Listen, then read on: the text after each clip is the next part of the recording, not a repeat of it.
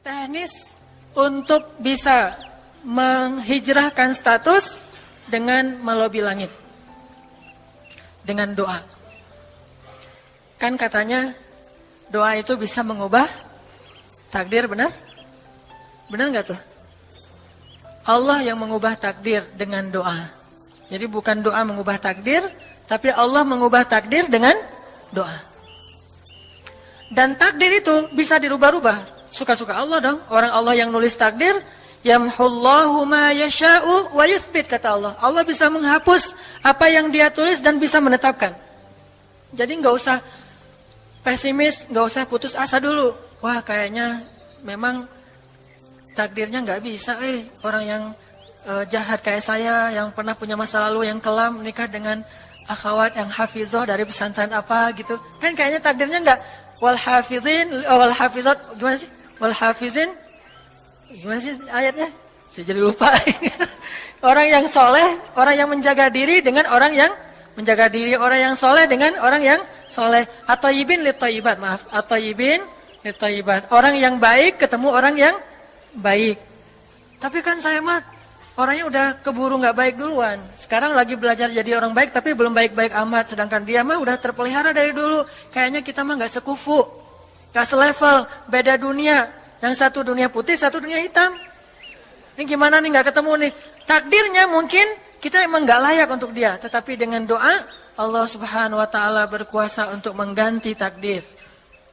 Makanya malam ini kita akan belajar tentang bagaimana menggunakan jalur langit untuk bisa mendapatkan hajat kita. Baik menikah, dapat kerjaan, punya anak, dan keajaiban-keajaiban lain yang bisa kita dapatkan kalau kita tahu cara menggunakan jalur langit. Sebelum kita masuk materi itu, yuk kita tilawah bareng-bareng ayat yang standar lah tentang doa. Udah pada tahu kan? Silakan dibuka. Ayat apa? Surat Al-Baqarah ayat 186. Itu standar banget kalau bab doa. Surat Al-Baqarah ayat 186.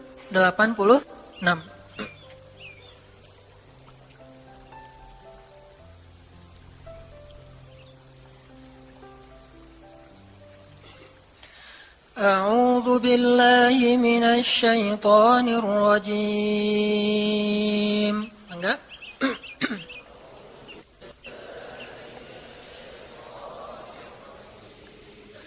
Bismillahirrahmanirrahim.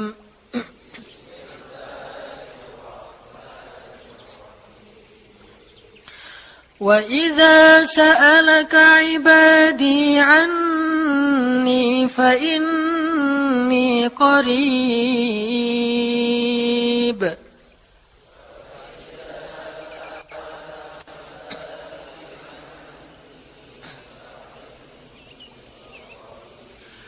Ujibu da'watad da'i idza da'an.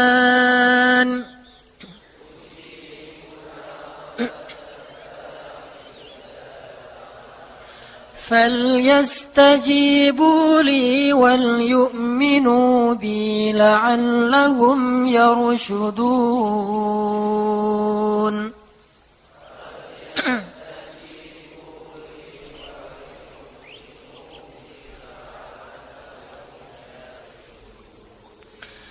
Dan apabila hamba-hambaku bertanya kepadamu tentang aku, maka jawablah bahwasanya aku dekat. Aku mengabulkan permohonan orang-orang yang berdoa kepadaku apabila dia memohon kepadaku. Maka hendaklah mereka memenuhi segala seruanku dan hendaklah mereka beriman kepadaku agar mereka selalu berada dalam kebenaran. Shadaqallahul azim. Teman-teman yang dirahmati Allah Subhanahu wa taala, ayat ini adalah ayat kalau kita kasih judul, ayat ini tuh janji Allah kepada orang yang berdoa. Janji Allah kepada orang yang berdoa. Makanya doa itu benar-benar senjata orang mukmin, melebihi senjata apapun yang dimiliki oleh seseorang. Paling dahsyat itu kalau punya doa. Jadi kalau orang yakin kepada Allah, maka dan keyakinan dia kepada Allah lebih besar daripada keyakinan dia kepada apapun, maka selama dia masih bisa berdoa kepada Allah, dia tenang. Ada masalah dikit, oh ilahi. Ada masalah dikit, ilahi. Ada masalah dikit, Rabbi. Terus saja. Ada masalah sepele apapun, minta ke Allah. Ada masalah apapun, minta ke Allah. Dan kata Nabi, janganlah kalian menjadi lemah dalam berdoa. Karena sesungguhnya tidak akan binasa seseorang selama dia masih berdoa kepada Allah. Itu hadis Nabi dari Aisyah. Janganlah kalian menjadi lemah dalam berdoa. Artinya jadi pundung, jadi putus asa dalam berdoa. Karena tidak akan binasa seseorang selama dia masih berdoa kepada Allah Subhanahu wa ta'ala. Jadi kalau kita masih terus mengharap dan meminta kepada Allah, kita nggak akan binasa. Kita nggak akan kalah. Kita nggak akan rugi. Dan kata para ulama, segala sesuatu di dunia ini akan pergi dan tidak kembali. Ini clue penting nih, bisa dicatat. Segala sesuatu di dunia ini akan pergi dan tidak akan kembali kecuali doa. Dia pergi dan dia pasti akan kembali. Segala sesuatu kalau udah pergi di dunia ini, nggak akan kembali lagi. Kalau pergi di sini maksudnya pergi kepada Allah. Tapi kalau doa pergi ke Allah, dia pasti akan balik lagi kepada yang meminta. Satu-satunya yang pergi ke Allah dan kembali di dunia ini hanyalah doa. Makanya ayat ini kalau kita kasih judul adalah janji Allah kepada hambanya yang berdoa. Allah berjanji, apa kata Allah? Inni qaribun. Aku itu dekat. Maksudnya nggak mungkin aku nggak dengar doa kalian. Begitu kita berdoa, kita pikir, Allah dengar nggak ya? Jangan-jangan kok doa saya belum diijabah, kayaknya Allah nggak dengar yang kemarin, saya harus keraskan lagi suara saya. Nggak, ini qarib. Arti ini qarib, aku itu dengar banget apa yang kamu ucapkan. Nggak usah diucapkan, di dalam hati aja Allah udah dengar. Siapa yang pernah berdoa di dalam hati terus langsung Allah ijabah? Rasulullah. Coba teman-teman buka awal juz kedua. Ayat surat Al-Baqarah ayat 144. Itu gara-gara Nabi ada harapan di dalam hati tapi nggak berani ngomong gitu ke Allah. Cuma dipendam di dalam hati doang. Tapi langsung diijabah oleh Allah. Ayat surat Al-Baqarah ayat 144. Allah berfirman, "Qad nara taqalluba wajhika fis samaa." فَلَنُوَلِّيَنَّكَ قِبْلَةً تَرْضَاهَا فَوَلِّ وَجْهَكَ شَطْرَ الْمَسْجِدِ الْحَرَامِ وَحَيْثُ مَا كُنْتُمْ فَوَلُّوا وُجُوهَكُمْ شَطْرَهُ وَإِنَّ الَّذِينَ أُوتُوا الْكِتَابَ لَيَعْلَمُونَ أَنَّهُ الْحَقُّ مِنْ رَبِّهِمْ وَمَا اللَّهُ بِغَافِلٍ عَمَّا يَعْمَلُونَ. Jadi ceritanya, orang Yahudi suka menghina kaum muslimin gara-gara orang Islam kalau sholat waktu itu masih menghadap ke Al-Aqsa, Palestina. Jadi kata orang Yahudi itu, lihat orang Islam mah fake. Suka niru. Kita sholat menghadap Al-Aqsa, mereka sholat menghadap Al-Aqsa. Berarti agama mereka itu adalah agama yang meniru agama kita, nggak original. Sering diperolok-olok, setiap kaum muslimin sholat dihina sama mereka. Akhirnya Nabi ngerasa sedih. Wah, gimana ya caranya? Sehingga setiap sore Nabi berdiri di suatu bukit, kemudian lihat ke langit. Cuman nggak ngomong, gini aja ke langit. Membatin. Bayangin, pernah nggak teman-teman membatin ke Allah? Ini yang harus kita coba lakukan. Belajar membatin kepada Allah. Itu romantis banget. Jadi duduk sendiri. Allah, ngomong gitu dalam hati. Dan yakinlah ini qarib, Allah tuh dengerin. Jangan pikir saya kayak ngomong sendiri, kayak orang kurang waras. Enggak, Allah itu mendengar. Jadi kita batin aja sama Allah, ngomong dalam hati. Ya Allah, saya tuh lagi gini, ada masalah. Ngomong dalam hati kita. Please Allah, please gitu ya.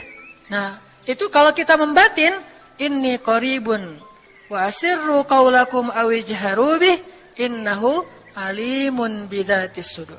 Jadi Nabi nggak enak mau ngomong, ya Allah tolong dong pindahin kiblat dari Masjidil Aqsa ke Masjidil Haram. Soalnya daripada dikata-katain melulu sama orang Yahudi, mau ngomong kayak gitu tuh nggak enak sama Allah. Malu Rasul ke Allah. Masa kiblat aja minta dipindahin. Akhirnya Nabi cuma ngelihat ke langit aja tiap hari. Udah selesai, pulang. Besok lihat lagi ke langit. Turunlah ayat ini. Sesungguhnya kami telah melihat bagaimana kamu selalu menengadahkan wajahmu ke langit. Maka kami palingkan kiblat ke arah yang kamu sukai. Coba lihat. Turun wahyu untuk merespon doa Nabi yang bahkan belum diverbalkan. Belum diucapkan dengan kata-kata, tapi Allah udah ngerespon. Ini kan keajaiban doa nih. Cuman kita seringnya ngerasa udah minta berkali-kali kok nggak dikasih-kasih. Kita belajar sekarang. Rasul nggak usah minta pakai verbal, cuman membatin doang dalam hati, Allah udah ngasih. Pernah nggak teman-teman ngerasa kayak gitu? Ada kepengen sesuatu, tiba-tiba terwujud. Pernah kan? Tapi kepengennya yang baik-baik. Pengen misalnya, aduh, saya pengen banget umroh, cuman mau ngomong kayak gitu mah, saya mah orangnya kayaknya nggak mungkin bisa umroh kalau ngandalin harta. Orangnya nggak mampu, kerjanya juga pas-pasan, gimana mau umroh untuk makan aja susah. Tapi pengen banget dalam hati kita.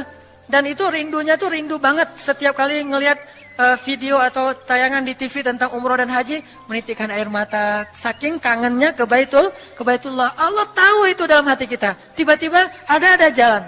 Ada aja jalannya. Dan bisa dikasih sedekah, bisa juga hadiah, bisa juga door prize, bisa juga macam-macam. Pokoknya ada jalan aja, tiba-tiba bisa umroh. Dan saya sering banget membawa orang umroh.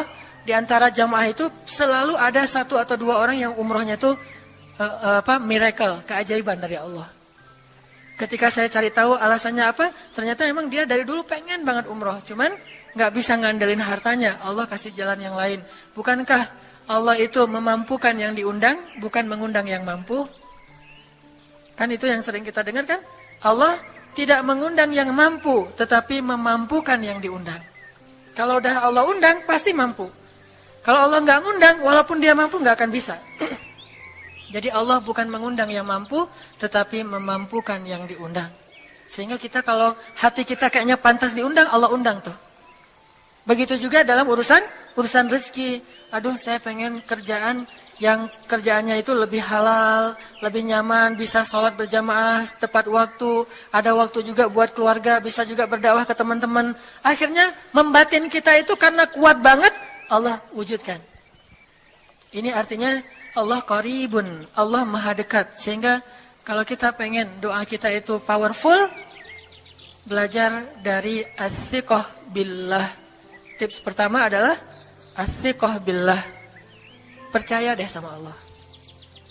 Percaya sama Allah. Jangan berdoa dengan ragu-ragu. Kayak kita datang kepada seseorang untuk minjem duit, tapi kita ragu. Dia nih kayaknya orangnya susah kalau dipinjemin. Kalau minta dipinjemin gitu. Ini saya lagi ada masalah dikit nih. Boleh minta bantu nggak? Apa? Gimana ya ngomongnya? Susah ngomongnya tuh ragu-ragu gitu kan ya.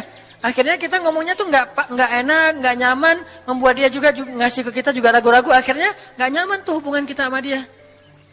Tapi kalau kita yakin banget sama dia orangnya baik, kalaupun dia nggak ngasih dengan cara yang kita minta, kita yakin bahwa dia tuh pasti akan nolong kita.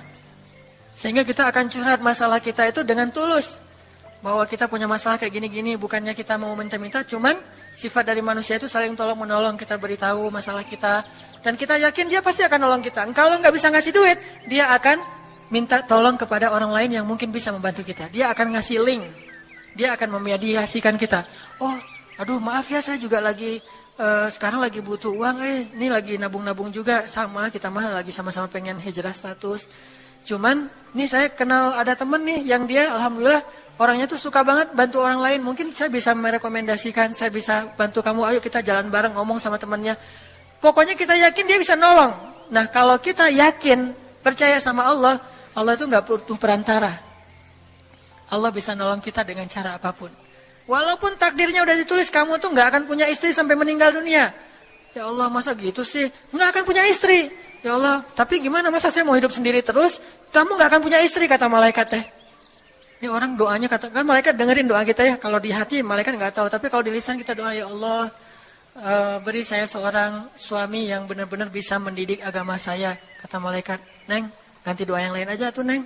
Itu mah takdirnya udah ditulis, Neng gak akan punya suami. Kata malaikat. Kita mah walaupun malaikat ngomong gitu, biarin aja. Ya Allah, Engkau Maha Rahman, Maha Wadud, Engkau bisa mengubah takdir. Kata malaikat, ya juga sih. Cuman takdirnya udah ditulis, Neng.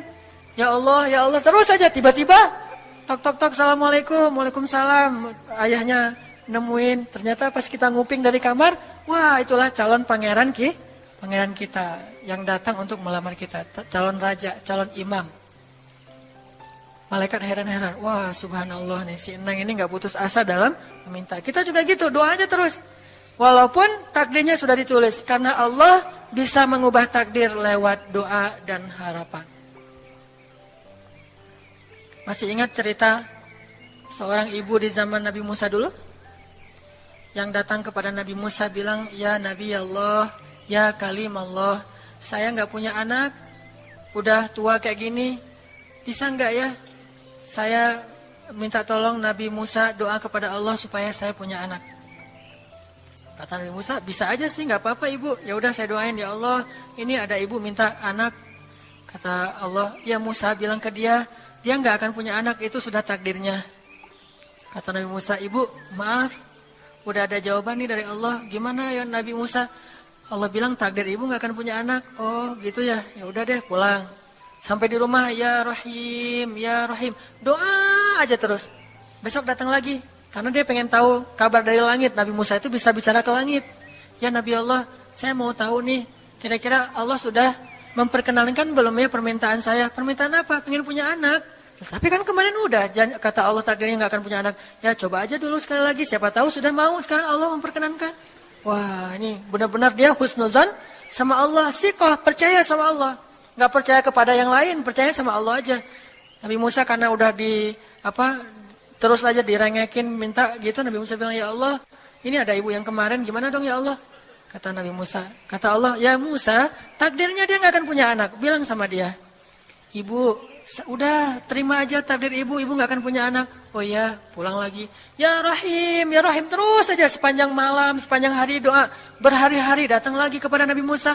Ya Nabi Allah, udah berubah belum? Udah mau belum Allah ngasih saya anak? Kan udah kemarin takdirnya, tapi coba lagi sekali lagi aja.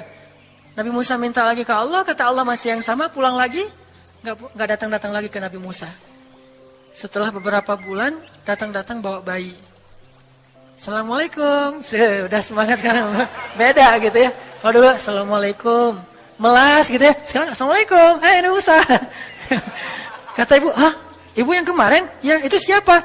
Anak saya. Anak ibu? Anak kandung maksudnya, bukan nyuri. Ini anak kandung saya ini Nabi Musa. Wah, Nabi Musa nggak wah sih, subhanallah kalau Nabi Musa. Kalau saya mah wah gitu ya. Kalau Nabi Musa, Masya Allah. Nabi Musa tanya ke Allah, ya Allah, itu ibu yang kemarin katanya takdir nggak akan punya anak, kok bisa punya anak? Ceritanya gimana Allah? Ceritain dong, saya kok nggak update gitu informasinya, kata Nabi Musa. Allah ngasih update. Kata Allah, Musa, setiap kali aku bilang dia nggak akan punya anak, dia terus berdoa dengan menyebut Ya Rahim, Ya Rahim. Allah itu kan senang banget dipuji, dan Allah lebih berhak untuk dipuji. Kalau kita senang dipuji nggak baik, kalau Allah senang dipuji, emang punya hak untuk dipuji kan? Allah senang dipuji. Dia bilang Ya Rahim, kamu bilang gak akan punya anak, dia bilang Ya Rahim, terus saja berharap. Wahai Musa, sesungguhnya rahmatku mendahului takdir. Rahmatku mendahului takdir. Akhirnya dengan sifat Rahim, Allah mengubah takdir ibu ini. Walaupun secara ilmiah gak mungkin punya anak karena sudah menopause. Tetapi Allah yang memiliki kekuasaan atas segala sesuatu. Nah, tips pertama adalah kalau kita pengen doanya powerful, melahirkan mukjizat dan keajaiban, adalah as-siqah billah, harus percaya sama Allah. Pertama, percaya bahwa Allah Subhanahu wa taala itu Maha Kuasa mengubah apapun yang Dia kehendaki. Apa yang Allah ingin, Masya Allah kan pasti terjadi. Wa man lam yasha lam yakun. Kalau Allah nggak pengen, nggak akan terjadi. Jangan suuzon sama Allah terus bilang, nggak enak banyak minta, amal saya sedikit, mending saya beramal aja nggak usah banyak minta. Jangan memperlakukan Allah seperti kita memperlakukan makhluk. Orang kalau kita banyak minta, dia akan kesulitan, lama-lama dia akan merasa terganggu. Tapi Allah kalau nggak diminta, dia marah. Manusia kalau kita minta banyak-banyak, dia marah. Allah kalau kita nggak minta, dia malah marah. Masya Allah ya. Luar biasa. Allah tuh senang banget kalau hambanya meminta. Sehingga di antara hamba yang paling Allah cintai, di antara hamba-hambanya, hamba yang paling banyak menengadahkan wajah dan telapak tangannya. Ilahi, ilahi. Minta sama Allah. Allah tuh suka banget diminta. Orang yang suka meminta itu bahasa Arabnya awwahun. Inna Ibrahim la'awwahun halim. Ibrahim itu hamba yang awwahun halimun. Awwah halim. Halim itu artinya menahan amarah. Awwah da'a. Da'a artinya banyak berdoa. Kalau da itu berdoa. Kalau da'a senang banget doa. Ada masalah dikit, ilahi, Rabbi, ngadu aja ke Allah, manja gitu. Dan Allah tuh senang banget dengan hamba yang kayak gitu. Sehingga sampai Nabi mengatakan, mintalah kepada Allah walaupun cuman garam. Garam aja minta ke Allah. Sepele banget masalah kita. Ya Allah, mudah-mudahan nanti nggak macet ya. Minta sama Allah. Kok macet ya Allah? Ya biar kita sabar. Udah tahu jam macet berangkatnya telat gitu ya. Jangan salahin Allah. Tapi minta, bilang, biasakan kita tuh komunikasi sama Allah dengan manja. Ya Allah, mudah-mudahan saya bisa jawab ujiannya. Udah belajar sih ya Allah, cuma nggak tahu kan semuanya di tanganmu. Minta ke Allah. Bismillahirrahmanirrahim. Makan ya Allah, ini rezeki darimu. Makasih ya, makan. Kalau bahasa lainnya makasih, alhamdulillah. Alhamdulillahilladzi at'amani hadza wa razaqanihi min ghairi haulin minni wala quwwah. Hafal tuh? Kalau nggak hafal, udah aja bismillah lah. Alhamdulillah gitu. Bismillah ya Allah, Masya Allah ini rezeki darimu. Udah selesai makan, udah sendawa gitu. Alhamdulillah, Allah baik banget. Ngomong sama Allah, sering-sering komunikasi sama Allah. Dan Allah itu wa huwa ma'akum aina ma kuntum. Dia bersama kalian dimanapun kalian berada. Bersama ya, bukan ada. Kalau ada itu beda. Allah di mana-mana itu beda. Tapi Allah bersama kalian itu artinya Allah melihat, Allah mendengar, Allah menyaksikan, Allah mencatat, Allah maha menilai bersama kita. Kalau ada, dia bertempat. Sehingga nanti kalau ada anak bilang, "Mah, Allah di mana?" Allah ada di mana-mana, Dek. Tadi dia malah karena cerdas, kalau gitu di WC juga ada, kan nggak boleh kan? Ini jawaban yang keliru, kurang filsafat. Allah itu bukan ada di mana-mana. Allah bersama kita dimanapun kita berada. Itu beda. Kalau bersama, ma'iyah, artinya Allah melihat, menyaksikan, mendengar, menghargai, dan terus memelihara dimanapun. Sehingga nggak usah khawatir bahwa ini mah nggak di masjid, nggak apa-apa. Selama bukan di tempat yang najis, seperti di kamar mandi atau di mana yang tempat-tempat yang nggak boleh, kita itu mah nggak. Tapi yang di tempat yang umum, di pasar, di jalan, lagi di kendaraan, di dalam masjid, di luar masjid, Allah, ilahi, Rabbi. Kalau perlu lebih manja lagi, pakai irama dikit. Allah, gitu. Kayak orang manggil temennya gitu. Atau kita miss call Allah dulu. Ya Allah, udah nggak ngomong apa-apa. Itu miss call. Miss call Allah. Ngapain miss call? Caper. Kangen sama Allah. Allah, gitu lagi. Itu zikir kan? Allah, Allah, Allah. Kata Allah, ada apa hambaku? Allah lagi. Terus saja Allah di miss call berkali-kali. Pas Allah buka, wah 100 miss call. Allah 100 kali zikir. Udah 100 kali miss call, Allah yang telepon balik. Ada apa hambaku? Wah, ditelepon sama Allah. Lewat kejadian-kejadian hidup. Tiba-tiba ada kejutan dari Allah. Langsung bilang sama Allah, thanks Allah. Kan romantis tuh sama Allah. Jangan cuma sama cewek doang bilang thanks, segala macam bahasa-bahasa yang keren. Sama Allah juga harus keren.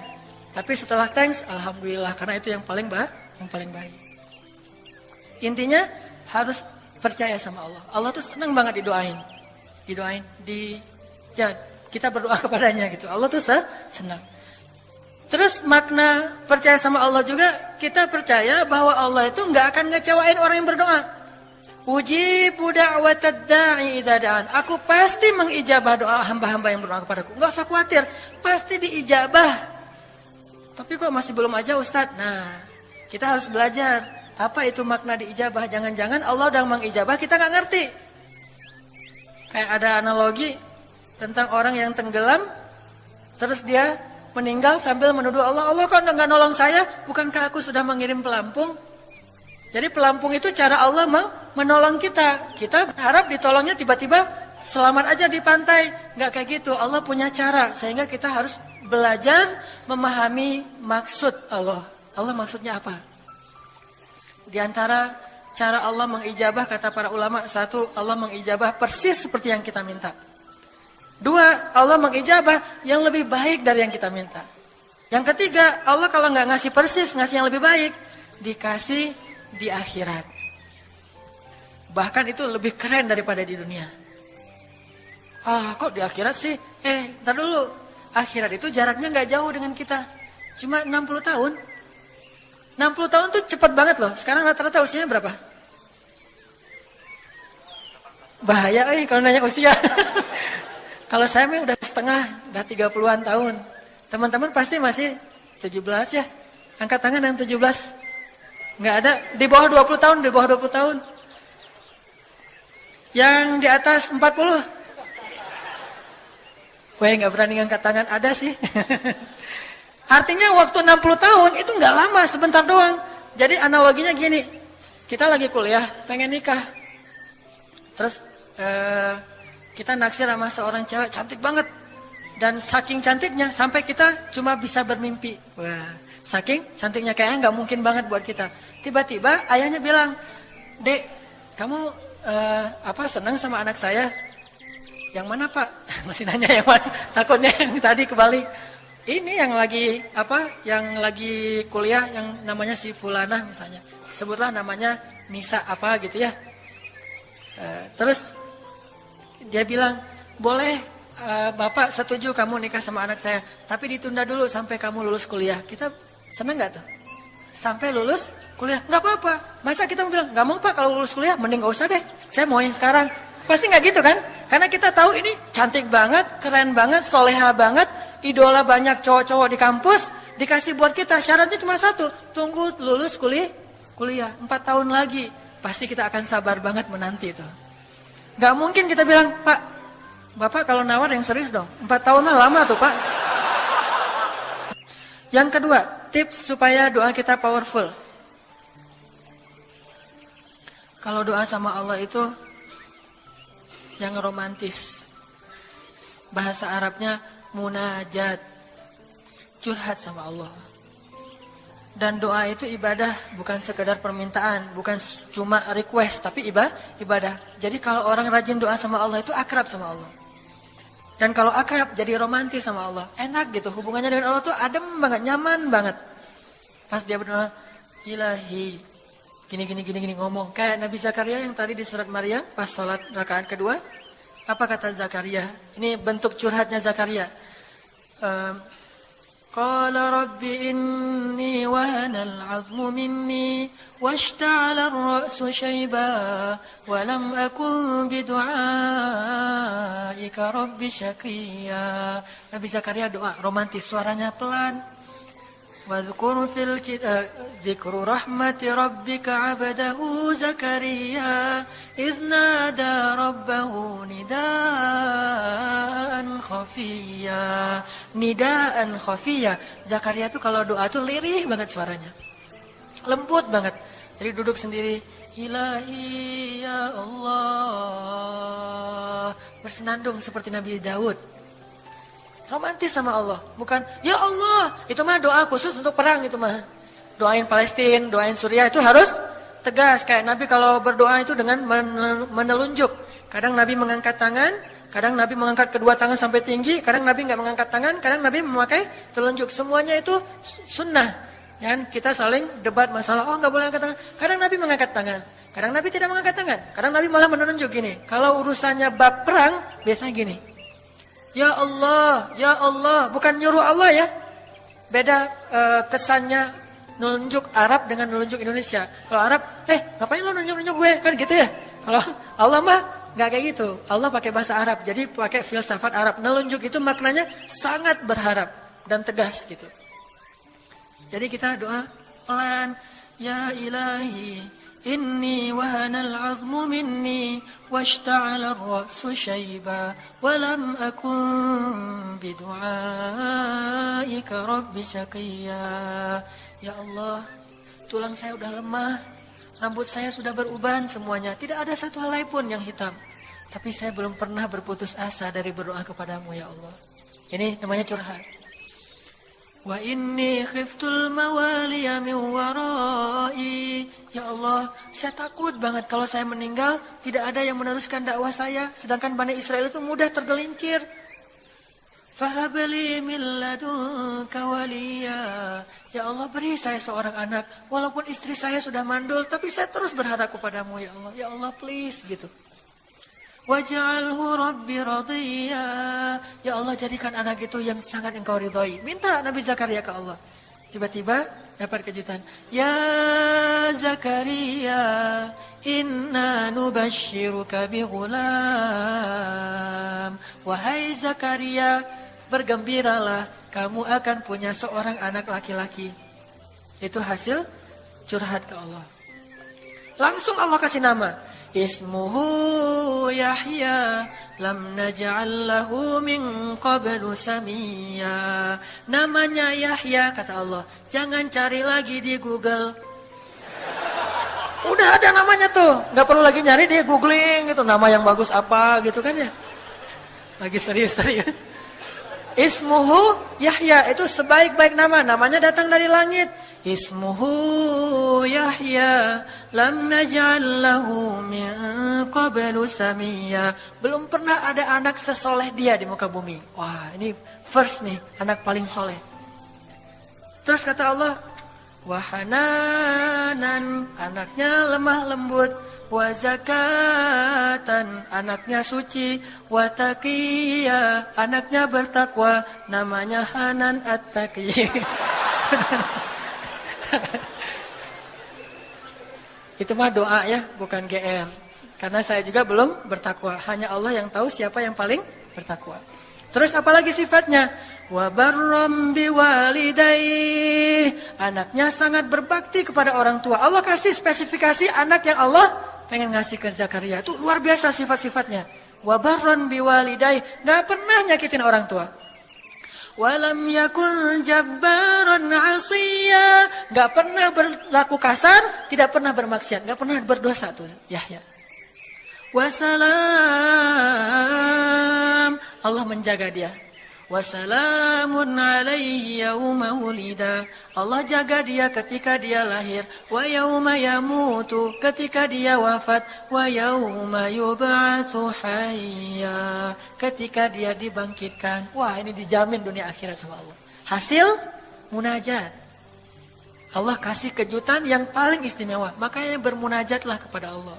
Ya Allah, titikan air mata, ngomong sama Allah masalahnya apa. Ya Allah, saya pengen nikah banget. Bukan apa-apa ya Allah, saya pengen punya keturunan yang soleh-solehah. Saya pengen sholat berjamaah waktu tahajud. Saya pengen diimami oleh seorang imam yang baik bacaannya, yang soleh. Saya pengen mendidik anak saya berdua dengan pasangan saya. Saya pengen, yang baik-baik sebutin, pengennya kita hajar kita itu apa. Cuman ya Allah, saya kurang modal, ngomong Allah kayak gitu. Gak apa-apa pakai gaya-gaya kita sendiri. Gaya Sunda, gaya apa, bebas lah. Ya Allah, kurang modal banget, gimana nih ya Allah. Tapi kan engkau maha kaya ya Allah, bilang gitu. Dan Allah akan mengatakan, lihat hambaku memujiku. Kan kayak kita bilang, Alhamdulillahi Rabbil Alamin. Allah bilang, hambaku memujiku. Ar-Rahmanir-Rahim, hambaku mengagungkanku. Maliki Yaumiddin, hambaku gimana sih hadisnya tuh? Kan gitu kan ya. Allah merespon setiap ucapan hambanya. Jadi kita bilang, tapi kan engkau maha kaya ya Allah. Oh iya benar. Cuman saya belum juga nemu siapa calonnya ya Allah. Nah, tapi kan engkau maha tahu ya Allah. Oh iya. Nanti Allah tiba-tiba dalam mimpi disebutin gitu. Wah, jelas spesifikasinya, wajahnya kayak gini, senyum-senyum ke kita di dalam mimpi gitu ya. Terus kasih kartu nama. Pas kita bangun ternyata kartu namanya ada di tangan kita. Cie, kayak di film. Bisa gitu.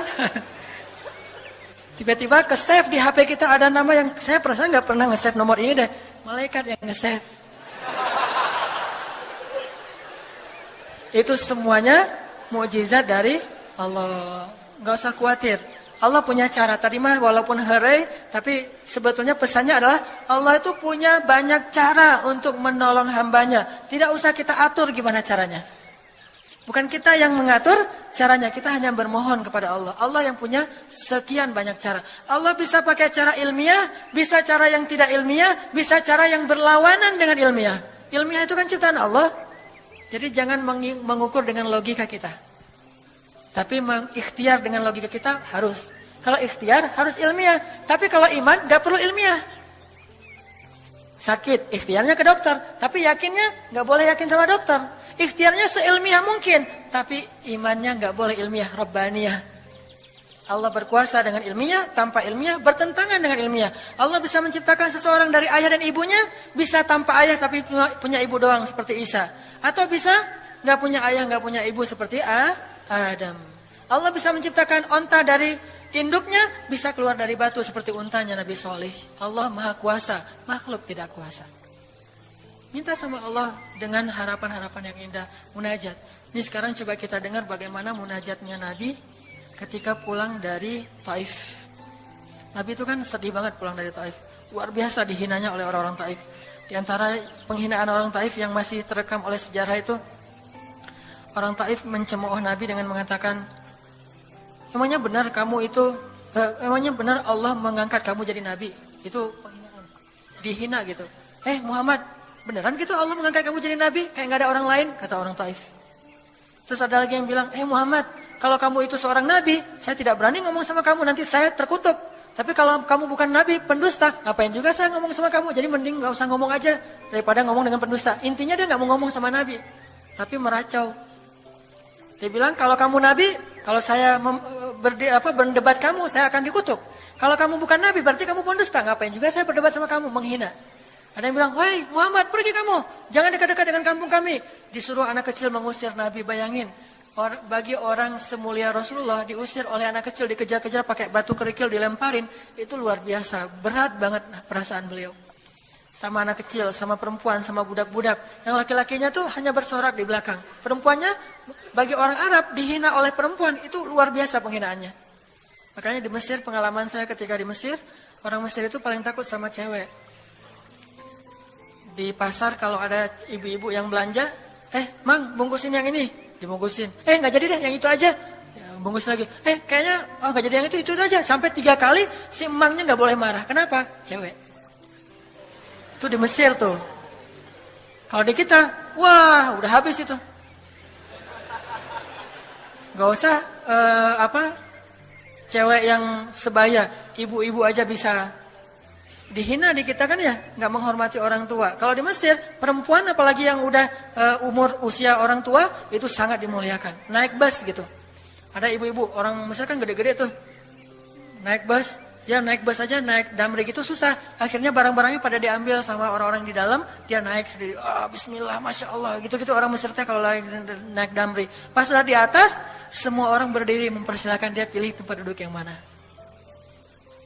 Itu budaya yang mungkin di Singapura juga pas saya ke Singapura kayak gitu. Tapi kok di Indonesia agak-agak jarang nih. Sering ada laki-laki muda duduk di halte atau di mana tempat-tempat umum. Sementara di sebelahnya ada ibu-ibu yang gendong anaknya. Tapi nggak ada tempat duduk. Di mana rasa malu dan rasa penghargaan terhadap perempuan. Makanya kalau sampai seorang ribut dengan perempuan di tempat umum. Itu di Mesir aib banget. Jadi kalau kita ramai sama seorang cewek atau seorang ibu-ibu di tempat umum. Pasti orang-orang Mesir akan marahin kita. Nggak marahin dia. Walaupun dia yang salah. Ya aib kata orang Mesir. Aib jangan kayak gitu, aib jangan kayak gitu. Tapi kalau kita berantemnya sesama laki-laki, dia akan bilang sallu ala nabi, selawatlah kepada nabi. Kayak gitu cara mendamaikan pertengkaran di Mesir. Dan menurut survei kecil-kecilan saya, orang Mesir itu paling sering bertengkar di bus kalau lagi bulan puasa. Lapar soalnya. Itu sering banget, asal bulan puasa ramai di bus. Wah, orang Mesir kan suaranya kencang ya, kayak singa gitu. Wah, ramai di jam 2 orang. Akhirnya yang lain bilang, sallu ala nabi. Langsung, sallallahu alaihi wasallam. Lagi. Tapi dia sempat salawat dulu. Kalau di kita kan, apaan sih? Nggak ada hubungannya juga, nggak nyambung keles gitu. Kalau di Mesir mereka paham. Kalau dibilang nabi, langsung mereka menghargai sallallahu alaihi wasallam. Terus marah lagi. Ya Amir, sallu ala nabi, sallallahu alaihi wasallam. Lagi. Kadang-kadang saking marahnya, sallu ala nabinya sambil marah-marah, sallallahu alaihi wasallam, saya bilang juga. Jadi, sampai ada yang bertengkar 2 orang, disikapin dengan bijak. Orang Mesir kalau marah tuh suka bilang keledai. Ya Ahmad, wahai keledai gitu. Terus yang orang bijak ini kayaknya educated, dosen gitu kayaknya. Dia bilang, emangnya ada keledai selain engkau di sini? Terus dia bilang, nggak ada. Ada. apapun jawabannya salah. Memangnya ada keledai selain kamu di sini? Kalau dia bilang nggak ada, berarti emang kamu sendiri. Kalau dia bilang ada, berarti kamu juga keledai. Cerdas ya, luar biasa nih di Mesir. Saya dapat banyak luar biasa pengalaman. Intinya apa? Perempuan yang mengusir Nabi di Taif, perempuan, anak-anak, budak. Coba, gimana perasaan Nabi? Itu benar-benar nelangsa banget, sedih banget. Begitu turun dari Taif, Nabi SAW kemudian istirahat, habis dikejar-kejar dari pagi sampai sore di kebun kurma. Nabi lagi istirahat, terus Nabi berdoa. Nih doanya saya bacain ya. Wahai Robku, kepada Engkaulah aku adukan kelemahan tenagaku dan kekurangan daya upayaku. Wahai Robku, Engkaulah yang Maha Rahim, Engkaulah pelindung orang-orang yang lemah, Engkaulah penciptaku. Kepada Engkau aku berserah diri ya Allah. Kepada musuh, kepada siapa Engkau akan menyerahkanku ya Allah? Kepada musuh yang akan mencelakaiku, atau kepada keluarga yang akan membantu urusanku. Tapi apapun itu, tidak ada keberatan bagiku, asal Engkau tidak marah kepadaku. Mau diserahin ke musuh, gak apa-apa ya Allah. Mau diserahin kepada keluarga juga gak apa-apa, yang penting Kau gak marah ya Allah. Ini bahasa Nabi. Terus Nabi bilang, sedangkan kasih sayangmu maha luas bagiku, aku berlindung dengan cahaya wajahmu yang mulia, yang menyinari langit dan menerangi segala yang gelap. Dan atasnya lah teratur segala urusan dunia dan akhirat. Dari Engkau menimpakan atas diriku kemarahanmu. Aku berlindung dari kemarahanmu ya Allah. Dari juga azab-azabmu. Kepada Engkaulah aku adukan perihalku, sehingga Engkau ridho. Tiada daya dan upaya melainkan dengan kekuasaanmu ya Allah.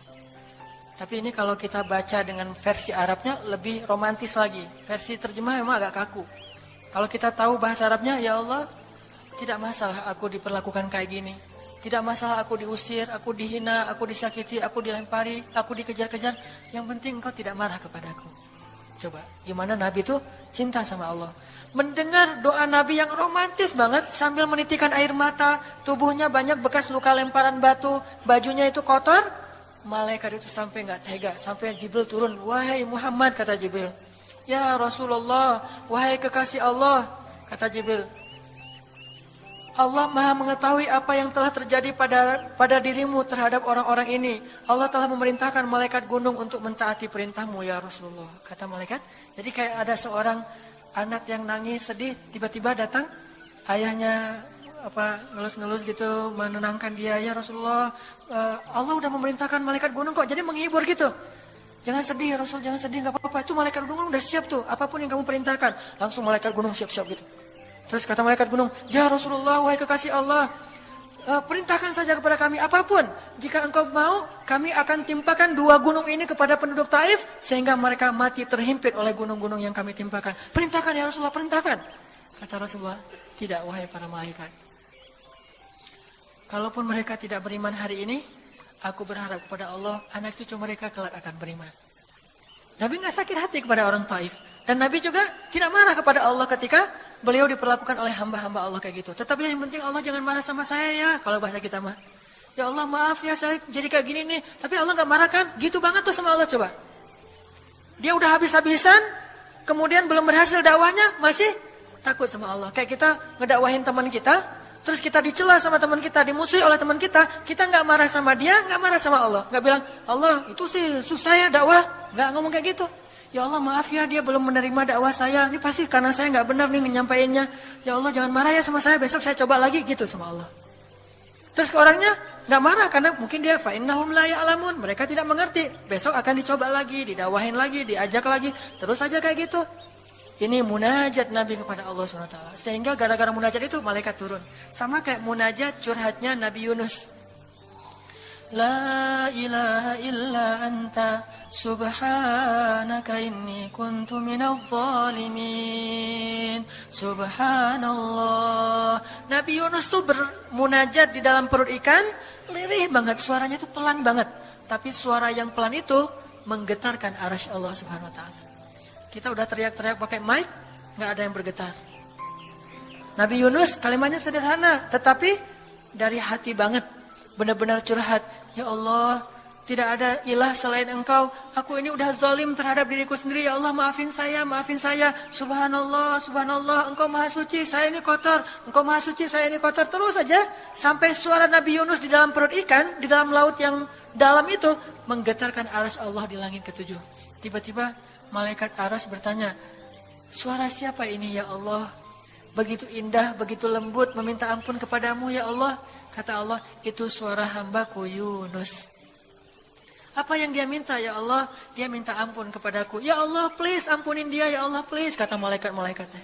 Semua malaikat meminta ampun untuk Yunus alaihissalam. Sehingga kemudian Allah mengatakan, ya sudah aku ampuni dia. Tiba-tiba Nabi Yunus diselamatkan. Curhat sama Allah. Kalau ada masalah, bilang ke Allah. Apapun, ya Allah. Duduk sambil bersandar di pohon. Ya Allah, coba buka surat Al-Qasas. Gimana Nabi Musa itu suka curhat kepada Allah. Surat Al-Qasas. Surat 28 ya. Ayat nih ya. Ayat 16 coba. Ketika Nabi Musa nggak sengaja bunuh orang Kipti, Egyptian. Rabbi, ini zalamtu nafsi, faghfirli ya Rabbi. Ya Rabbi, saya tuh udah zalim, maafin saya ya Allah, ampuni saya. Ada masalah dikit, ngomong ke Allah. Habis ada kesalahan, ngomong ke Allah. Terus